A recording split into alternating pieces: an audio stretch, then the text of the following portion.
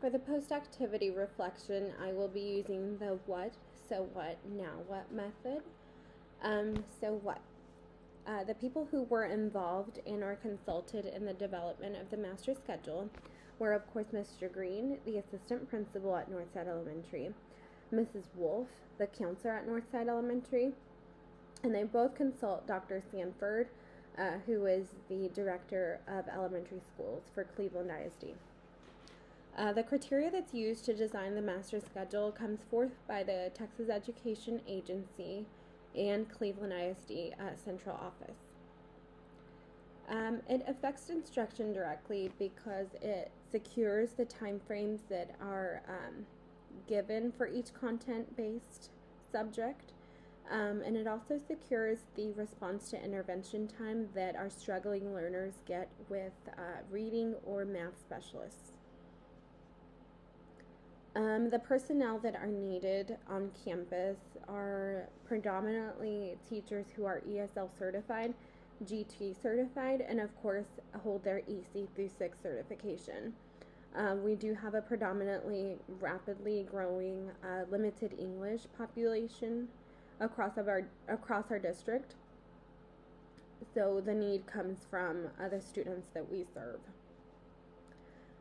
The determining factor for class sizes is based on guidelines from TEA for grades kindergarten up to 4th grade.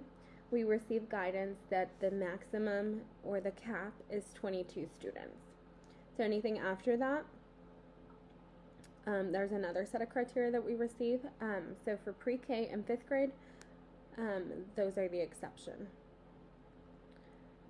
The basic step-by-step process of creating the master schedule includes securing timeframes for lunch, for specials, and for tribe time, and then piecing together the content times.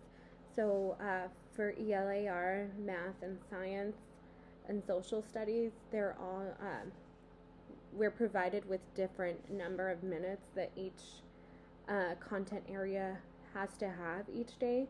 So once we secure those larger time frames, we're able to go in grade by grade, put in those time blocks.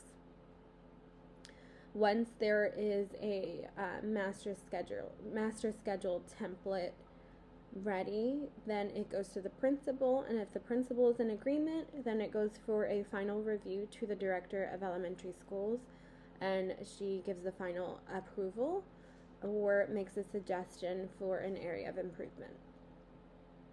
I would say that the primary focus is on maximizing student learning. Of course, we allow for pullouts throughout the day where students are not missing out on quality instructional time. So we don't want our struggling learners to miss out on even more Tier 1 instruction when they're receiving their Tier 3 pullouts. That just would defeat the purpose, right? We also take into account the number of minutes that are set forth by TEA while creating the master schedule. Does the process allow for teacher collaboration? So yes, our process definitely allows for collaborative team time throughout the day. So teachers are allotted 50 minutes every day while the students go to specials, while they go to PE, music, art, library, all of those. Each grade level gets to collaborate together or with their own content area. So that's really unique at Northside that the entire 3rd grade, for instance, gets to plan together. Sometimes it's not just your content area that you need to meet with. Sometimes you need to meet with your partner teacher and create some kind of collaboration that suits the needs of your pod. So that's excellent. So what were the significant contributions of those who were involved?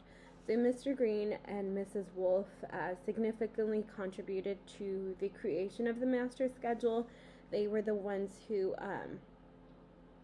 had to juggle all of those pieces and take everything into account and make sure that everything flowed well. Especially now with COVID-19, they had to make sure to stagger those lunches, and they kind of thought everything through before they, made that final decision for review. And finally, Dr. Sanford really brings forth a wealth of knowledge. She's able to make suggestions to the leadership team based on her experiences and what worked best for her in the past. So that's really valuable to Northside. The policies and practice that protect quality of instruction. So again, we take learning and students' needs very seriously at Northside. So we do everything to protect their time frames for content, as well as their time frames for tribe time, which is when they go see the interventionist. We make sure that they're not missing out on quality instruction in the classroom. So what tribe time is in the classroom is like a catch-up time for the students who were absent, or GT extensions, things that these struggling learners will not have to make up or not miss. Teacher planning time is allocated to ensure collaboration, and again, this is provided on a daily basis for 50 minutes, and the entire grade level gets to collaborate together when necessary.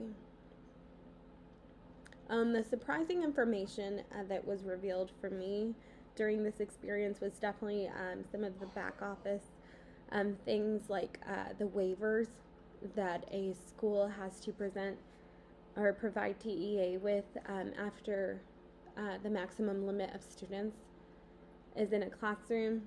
So for example, we have a second grade and a fourth grade classroom who are sitting at 22 students.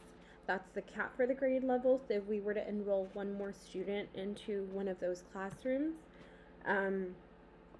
we would have to provide TEA a waiver, or apply for a waiver, and they would have to grant that to us, and that's every single day until we ameliorated the problem by getting a new teacher. So that was a little surprising to me. This experience will definitely transform my practices as an administrator and as a leader in the future. I'm definitely learning that collaboration is the key to success. There's not one person who can make all of the decisions or can think through every single aspect. It takes a team. It takes many aspects and takes many points of view to really think things through and put all of those puzzle pieces together. And keeping the essential competency, making shared decisions, I think that I would just recommend to anybody, to Mr. Green, Mrs. Wolf, and Dr. Sanford, to continue collaborating because they've done a wonderful job so far of really piecing all the puzzles together by taking into account each other's point of views and seeing things through a different lens. So that's my post-activity reflection. Thank you.